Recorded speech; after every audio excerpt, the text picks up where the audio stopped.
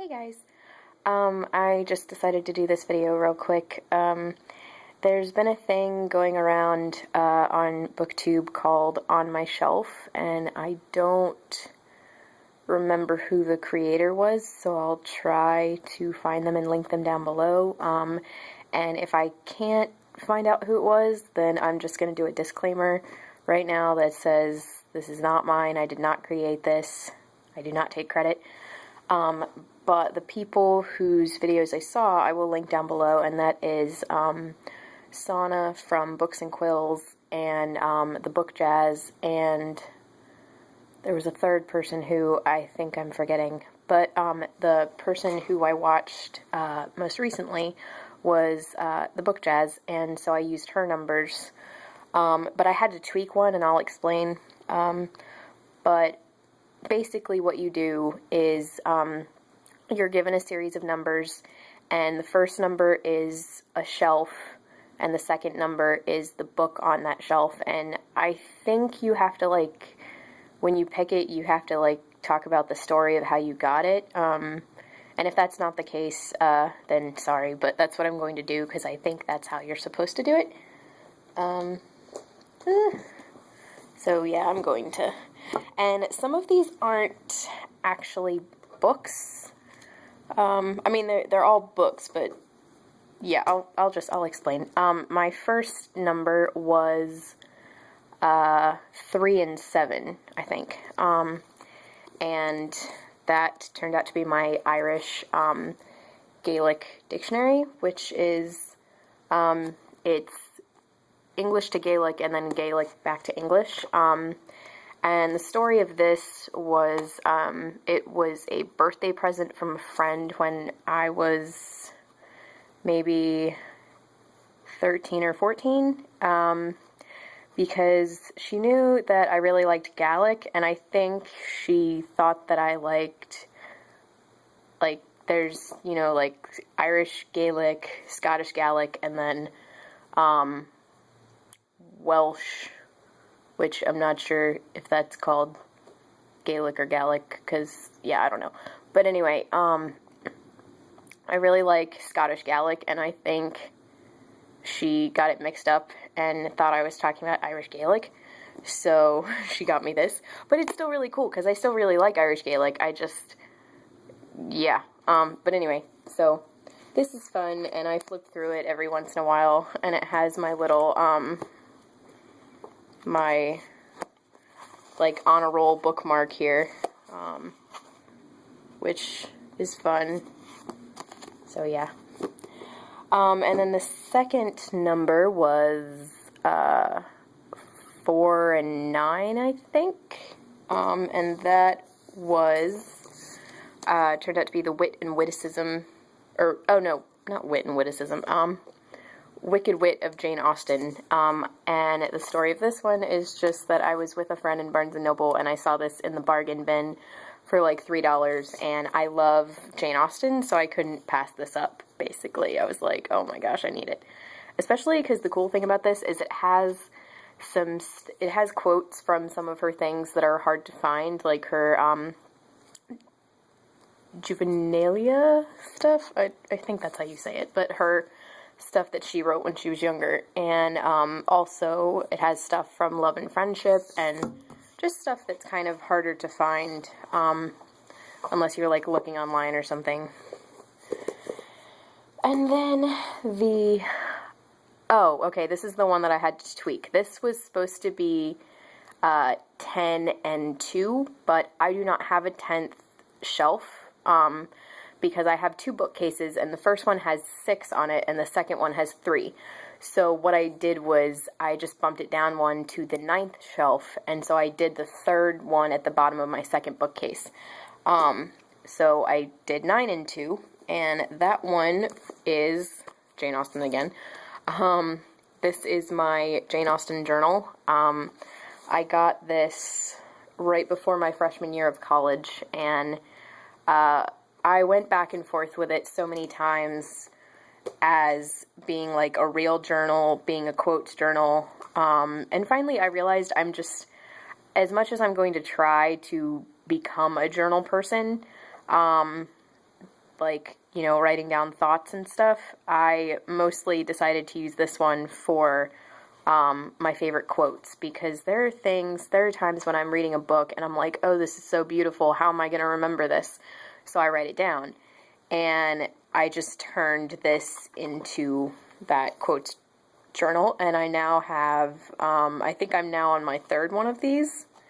So this was my first one, and I love it because what I did was, when I first got it, I looked through magazines and I cut out clips that I really enjoyed, and posted them in here. Ah, hang on, whoa, Einstein, yeah.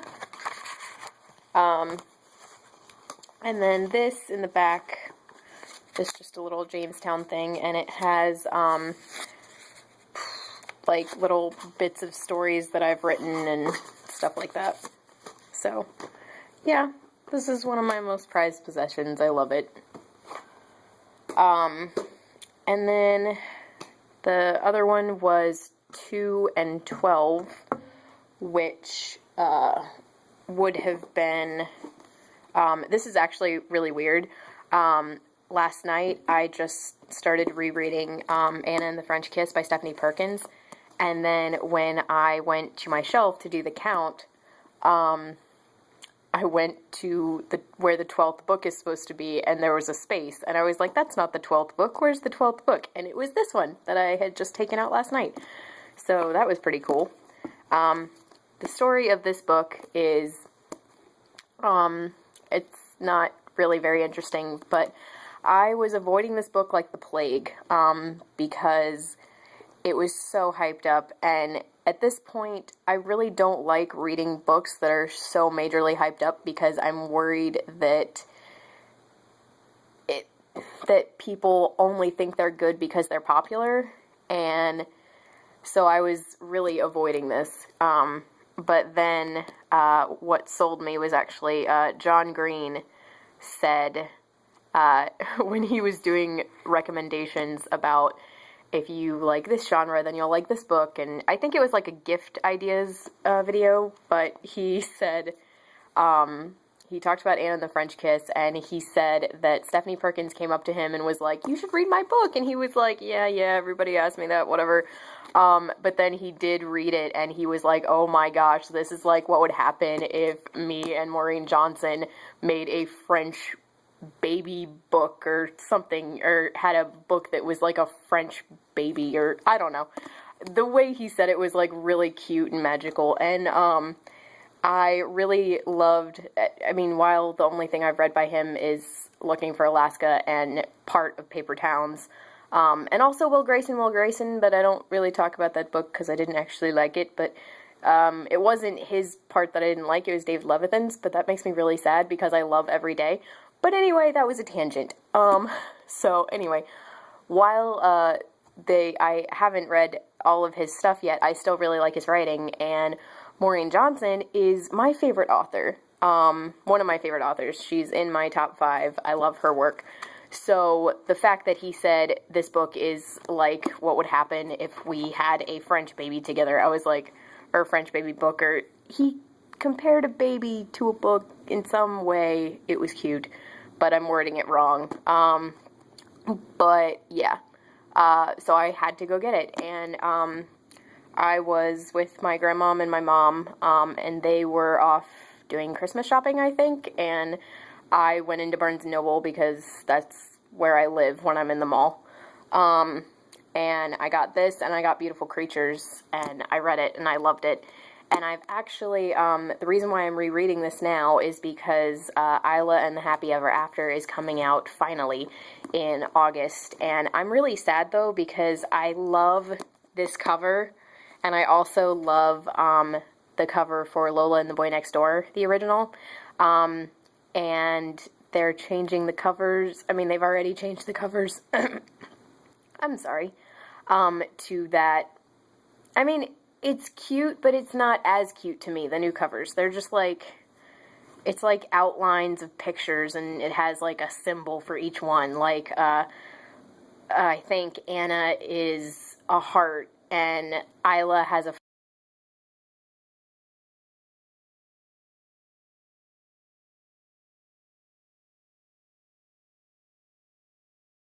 the deckled edges and the flap. I love the French flaps.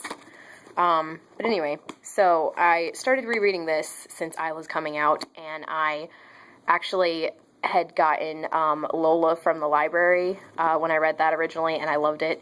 And I want to reread it before Isla comes out as well, so I ordered it, and that should be here tomorrow, actually. So I'm hoping to finish this in time for that.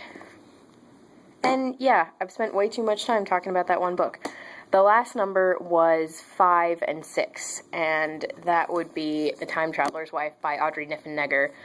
And this, again, doesn't really have a very interesting story about how I bought it, but yeah, basically I saw this in Target a couple of times, and then the summer before the film came out, I decided to get it since the film was coming out. And all I remember about that summer is that I read this, and I read My Sister's Keeper by Jodi Picoult. Pico, I think. But yeah, I read this, and I read My Sister's Keeper by Jodi Picoult, and I probably read a couple of Nicholas Sparks books as well, because I always read some of his stuff in the summertime, but I remember reading those two books, and it was like the most intense reading experience that I had, because both of these books are so incredibly emotional, and this book, like, both of them turned into one of my favorites. Like, they are both, I would say, in my top 10.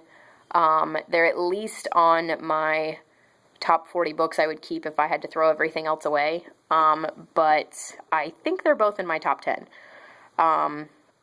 They're just so emotional, and I love it because these books, like, they make you go through every emotion possible. Like, there are parts where I was laughing, there are parts that just made me so happy, and then there are parts where I just wanted to throw the book across the room and cry, and it's great. It's fantastic. So, if you have not read this book, I highly, highly recommend it.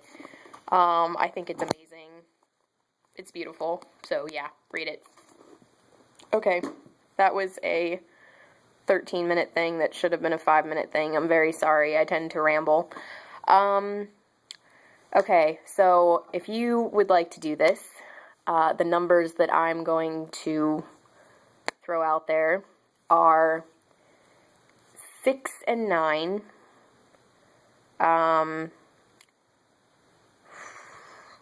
4 and 13, 2 and 15, 7 and 9, and 1 and 7. And I only went to 7 shelves because I didn't want the same thing to happen to you guys that happened to me, where I actually had to change one of the numbers around because I don't have that many bookshelves.